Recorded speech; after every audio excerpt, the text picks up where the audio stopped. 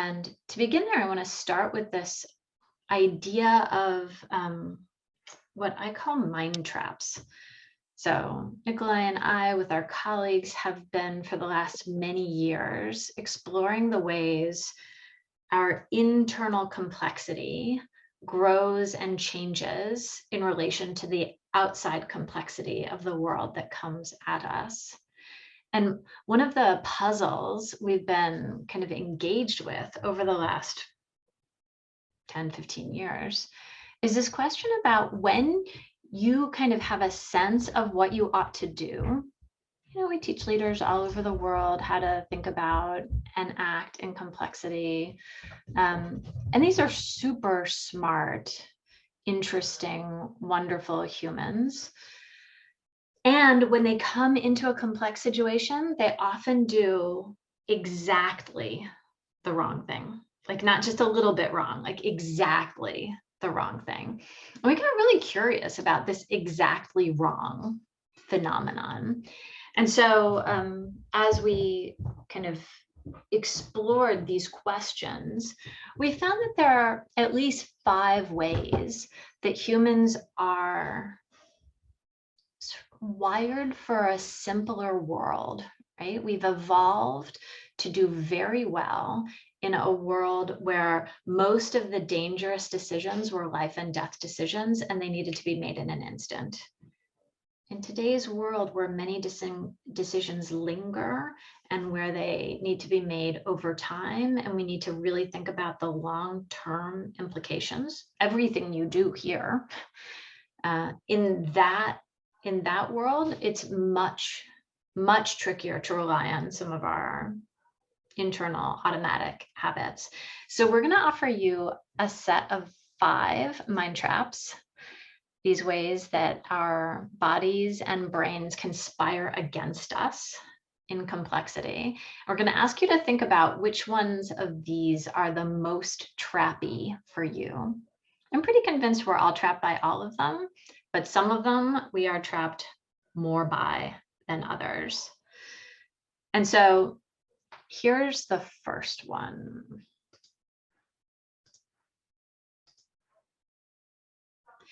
We tend to be trapped by the way we think we are right about things. This has been a constant source of both research and also amusement by a variety of psychologists, neurologists, neuroscientists who've been studying this thing that humans seem to believe that they're right most of the time about most things. We have a kind of default to feeling like our opinion is the correct one. And this has been very useful for much of human history, because for much of human history, we've needed to make these choices about, do I run? Do I fight? Do I hide? All these choices that have to come with like some sense of certainty and action. And this is in many ways the activation default for us, that we believe that we're right. But the neurologist Robert Burton came up with this realization as he was trying to understand, why is it that most people think they're right most of the time? And he put people in functional MRIs, and he discovered that the sense of certainty we have, I'd like you to just think about something you know for sure, like whatever that thing is, something you know for sure. That sense of certainty you have, where you know it for sure, it feels to us like the result of a cognitive process. That's how we experience it. But actually, it's an emotion, like excitement or irritation or boredom, frustration. All these things are emotions. Certainty is just an emotion like those others. And it's not actually attached to a cognitive process. The cognitive process happens after. So we feel certain, and then we figure out reasons why we feel certain about that. And for many people, you could think right now about a place where you get most trapped by this. For some of us, we get most trapped by this idea of rightness with our family. Some people, we get most trapped in the topic of politics or our particular set of expertise. I'm curious, and I'd love to see in the chat, when you are trapped by the sense that you are right, where are you most trapped? Like, what is the context or person that traps you the most there? I'm just curious. I'd love you to put it in the chat. What do we see, Nikolai? We see a lot of people typing right now. Social media discussions. Oh, yes, absolutely. Managing customer relations without real contact. Oh, this is still from the previous. Yeah, that's from the previous. So we have like two social media one. Yeah, social media is a way where people tend to think that they're right all the time. Yes, with your daughter, I get it. Husbands, daughter, family. This is where we can get, many of us with our parents as well, we can get locked into feeling like we know the right answer. Vacation plans. Yes, I love this. But we also get trapped by our rightness in all kinds of other contexts. It turns out that we are trapped by this feeling of certainty, which closes us down to new perspectives and makes it impossible to see others, makes it impossible for us to hear what other people are saying, because we just reinforce our beliefs. This is what, like, every piece of research that looks at this finds another way or another way or another way that we seem to be reinforcing our beliefs. And so we have found that one of the most useful questions to ask is just the most simple question of how could I be wrong? This question, as it turns out, opens up our mind and helps us out of this trap. So one of the things we do for our clients is we help them notice when they're feeling certain, because we often don't notice. And then ask this question, how could I be wrong? Which changes the way we listen, it changes the way we connect to people, and it changes the way we see and make sense of data. This is the first mind trap. Here's the second one. So I just want you to think, see if that one is something that traps you. And for the second one, we are gonna explore. I want you to just see what you make of this tiny 1-minute video that comes from the 1940s and which I just tested a moment ago and now has gone away. We're going to try it again. It was made in 1944 to test exactly this question that we are in right now, which is this question of, here we go. How do we make sense of the actions or activities around us? Here.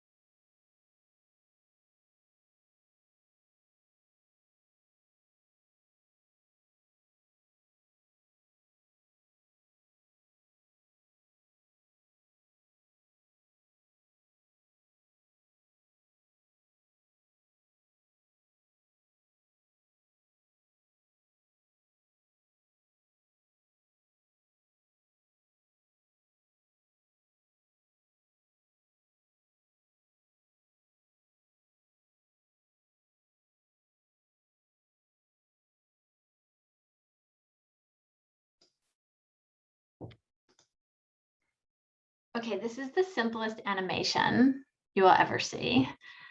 Created in 1944 by a set of psychologists who are really interested in the way humans make up stories.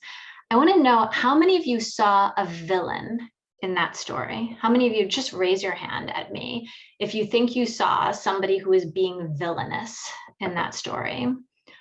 Yeah, I see a couple of hands raising. How about, did you see a victim in that story? How many of you saw somebody that seemed to you as they were being like a victim? It turns out that you see this thing with no sound, no color, no faces, no humans, no creatures at all.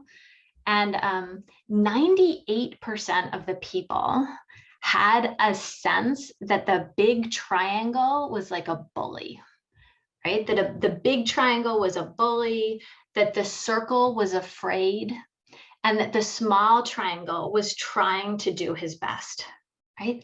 This is astonishing. Like, imagine what this means for us as we are walking through our daily lives and the stories we are making up. They found that not only did people make up stories, but they tended to make up many of the same stories.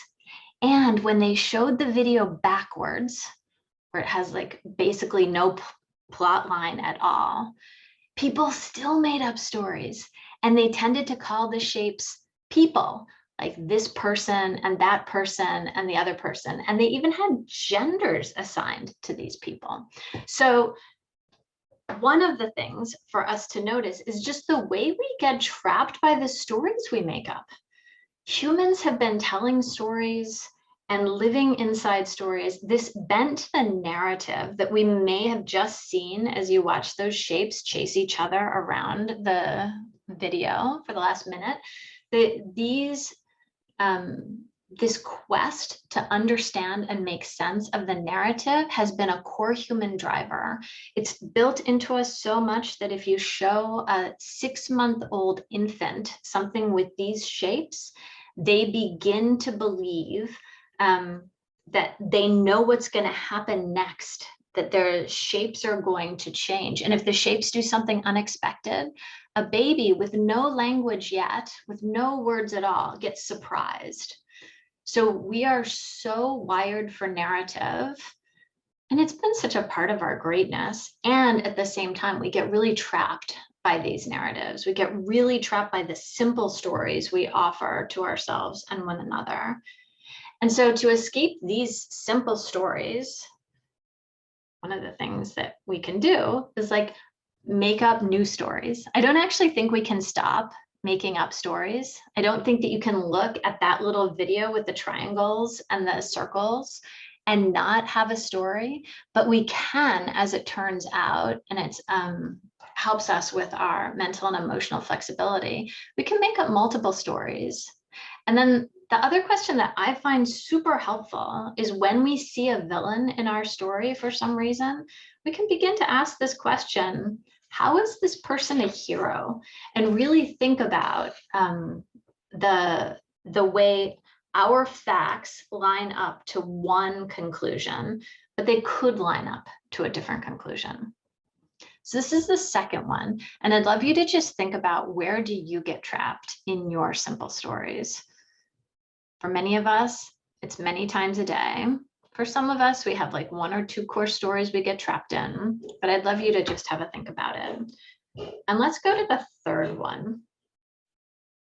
This is another really interesting set of research that shows us that we actually love it when we agree with each other. We enjoy meeting up, finding things about which we agree, and kind of delighting in them. It turns out that, like, if Lena and I were to get a coffee together for the first time and we were to sit down and be talking about the world together, every time we hit upon something that we had in common or that we agreed with each other about, we would each get a hit of dopamine. We would each feel in our bodies the pleasure of agreement. It also turns out that if we are worried in some way that others will reject us, if there's some fear about the social pain we might fall into, like if I think several people are going out after work and not inviting me, it actually occurs in the body in the same way physical pain occurs in the body. The neuroscientist Matthew Lieberman found that you cannot tell the difference between physical pain and social pain in a brain scan.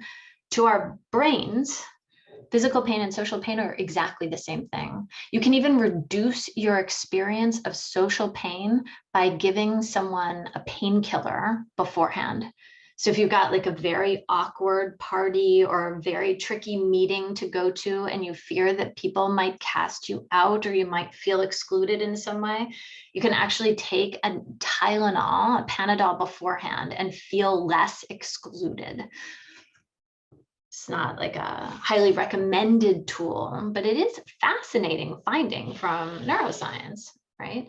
And so it turns out that when we are in this trap, we are much more likely to agree with one another, to agree with those people that we are like or that we want to be liked by, or in whose tribe we want to be, and to polarize against those people that we feel might be different, or to amplify our distinctions. This is one of the reasons that having a diversity of opinion or perspectives is so hard, but in complexity, it's so profoundly necessary. Because if we don't specifically create these spaces and call them out and say, here, I am really searching for people who disagree with me. I'm really looking for and thanking you for pushing against some of these ideas. If we, particularly as leaders, don't call out those spaces, our bodily systems will just reject that idea. And we have to figure out, how do we disagree to expand ourselves, which in complexity is the most useful approach. In a more predictable world, you could have people who disagree and you want to really choose one of these people. You want to choose one of these solutions. In a complex world, you want to take this disagreement and see if you can expand the whole set of possible solutions. And so we want to use disagreement in a different way. So this is the third mind trap and how we stay away from our agreement. Here's the fourth idea. We tend to love to be in control. And I want to see you for this one. I would love you to hold up a number of fingers on a scale of 1 to 5. How much do you love being in control? 1 means you don't care about control. You're totally cool without any control at all. 5 means you love to be in control. You would love to control everything. Okay, I want to see some fingers. Seeing 3s. Oh, I see a 2. I'm seeing a lot of 4s. A lot of 4s. I'm seeing 1, particularly artful 1. Sometimes when I ask this question, I have people go into 2 hands. Sometimes at home, I've even had somebody raise a foot so that they could get to more than 10. So it's really useful to know, how much do you care about being in control? How important is that to you?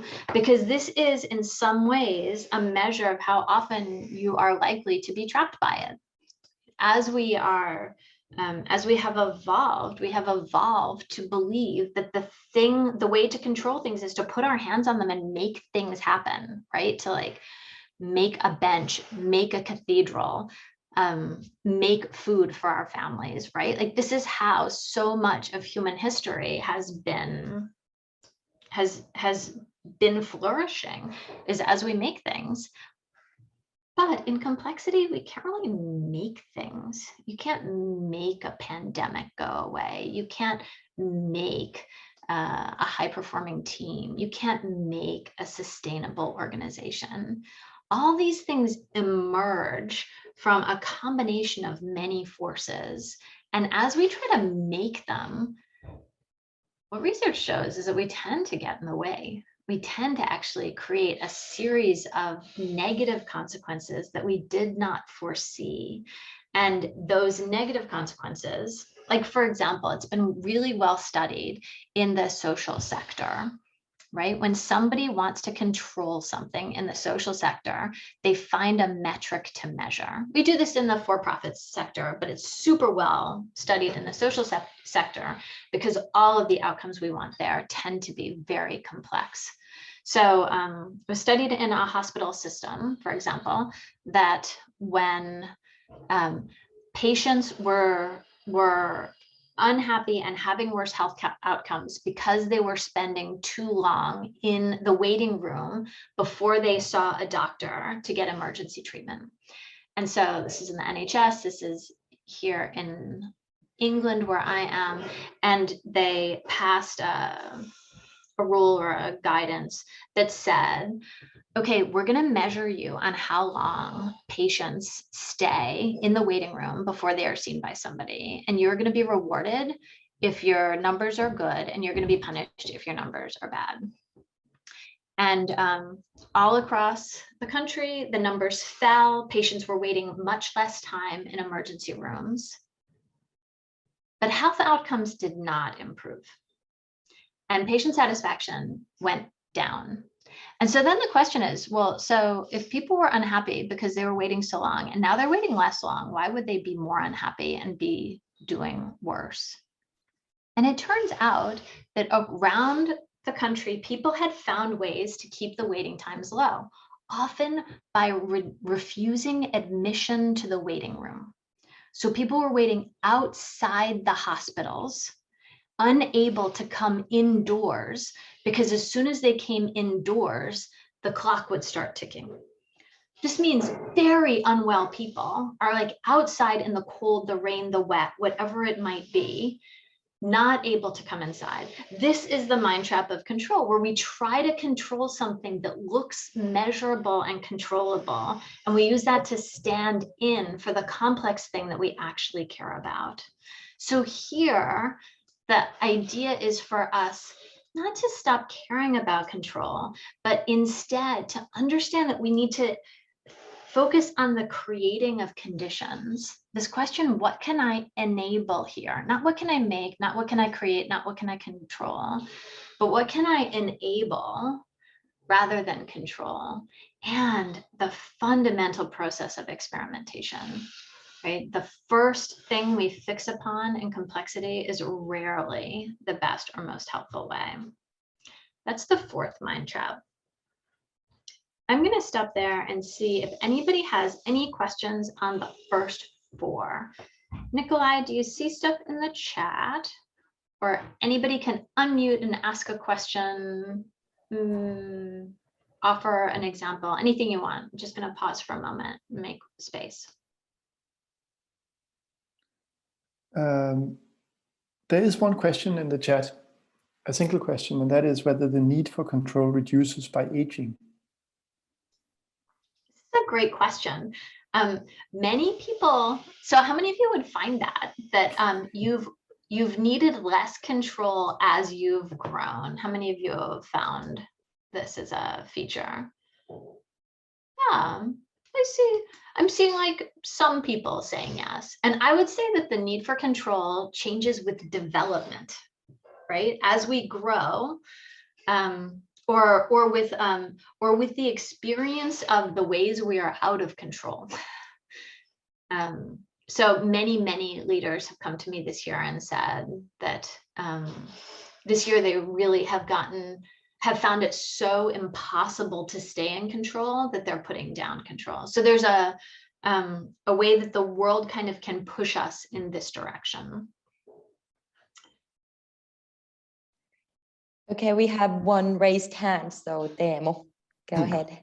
Hi, a quick question about the control too. I've been thinking that it relates a bit of what we were hearing from the CEO of the Sitra, that as we are moving to the data-driven economy, that do you see there as a challenge that we have so much data that gives you this feeling of control, which is not really true? You may get data out of everything, and then you make interpretations out of that, and you feel more secure when you have the data and get this feeling of control. Any thoughts? Yeah, I love this. It also is about a simple story, right? We see data and we make patterns, and then we fall in love with a story, and then we say this is the truth. And then, because we're humans and we're in love with our certainty, we only look at data that fits our patterns, and we call other sources of data noise, We say, oh yeah, this is really noisy data. And what noisy tends to mean is it doesn't agree with the stuff that I believed was true before I saw the data. So yeah, I think absolutely so much of what I found is that we are not automatically well suited to grabbing onto as much data, as much interactivity, as many lags in the systems, as much interdependence. We're just not automatically suited to that. And so we have to stretch into it. It's as if evolution has taken us this far, but we actually have to stretch beyond that into a new set of possibilities. Yeah, and I totally agree that that to feel control is a basic need. I completely agree with that. In fact, each of these things is a basic need, to feel that we know things, to feel that we have a coherent story about things, to feel in control of things. The question is, when do we allow that to drive us, and when can we use that to drive ourselves? And that gets us to this last mind trap, the very last one. I call the mind trap of ego, because here's the idea that no matter what else happens, all of our lives, we are trying to put some version of ourselves out into the world, right? Some image of me that I want you to think about and hold.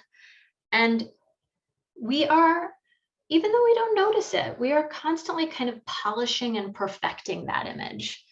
There are some ways you want people to think about you. And there are some ways that if people were to think about you in those ways, it would be awful. And what psychologists have studied is this quest to grow and to kind of become the best version of ourselves, which is itself a beautiful quest, has the perverse outcome of having us believe that we have like arrived in this time. Psychologists call this the end of history illusion. And it basically says that when you ask people to look back 10 years, they say, oh my goodness, I've changed so much in the last 10 years. And when you ask them to look forward 10 years, they say, oh, I'm not going to change that much in the next 10 years because like I've done my changing. My biggest changes are behind me. And they asked people in their 20s this question, and people in their 20s said, changed so much in the last 10 years, but between 20 and 30, I'm not going to change that much. They asked people in their 30s, people in their 30s said, oh my goodness, I changed so much between 20 and 30, but between 30 and 40, not so much. They asked people in their 40s, people in their 40s said between 30 and 40, I changed so much, but between 40 and 50, not much. And you see this, people, the graph just goes on. People tend to think that their changes are behind them. And so we get in many ways trapped by the person we are today because we've worked so hard to be this person. And I think it's incredibly useful to have some way of thinking about the person we're going to be next. Carry an adult development map, think about the capacities that we want to be growing into. When my daughter Naomi was, I don't know, about 7 years old, she came into my room one day and she was crying. And she said, Mom, I'm so sad about who I am. It's like, this is a very big thing for a little girl to say, right? And I said, Naomi, tell me about that. And she said, Daddy is so generous and everybody likes him. And Aiden, her brother, is so generous and everybody likes him. And you're so generous and everybody likes you. And I'm not generous. And people don't like me because I'm not generous. It's like, oh, I said, oh, Naomi, why are you not generous? She said, I love my stuff. I just love my stuff. I want to keep my stuff. I don't want anybody else to have my stuff. I love my stuff. And I said, so maybe there's going to be a time when you love the other people more than you love your stuff. Like, can you imagine that might happen? And she was like, yeah, that could happen. That could happen. And I said, and then you'll be generous too. She's like, I could be generous too. And then she would have this whole idea. She built this whole Naomi of the future who was generous. And she would say, she would come in and she would say to me, Mama, when I am generous, I am going to do this thing. Mama, when I am generous, I am going to do that thing. Mama, when I am generous, I am going to lend my favorite sneakers to a holdup because she loves them so much. And she gradually lived her way into this vision of who she was in the future. Now, at 24, she's a super generous person, still loves her stuff, I have to say, but she loves people and being around people more than she loves her stuff. And so I think each of us carries the seed for the person we will be inside us. And if we focus a little bit on that calls us forward, we begin to release some of this idea that I kind of arrived, and we get out of this mind trap of ego, which in many ways is like the mastermind trap, the one that tells us that we can't change. Okay, so those are the 5, right? So we have these 5, the way we tell simple stories, our belief that we're right, our love for agreement or polarization as we are tribal, our desire to control things, and our sense of ourselves or our ego, right?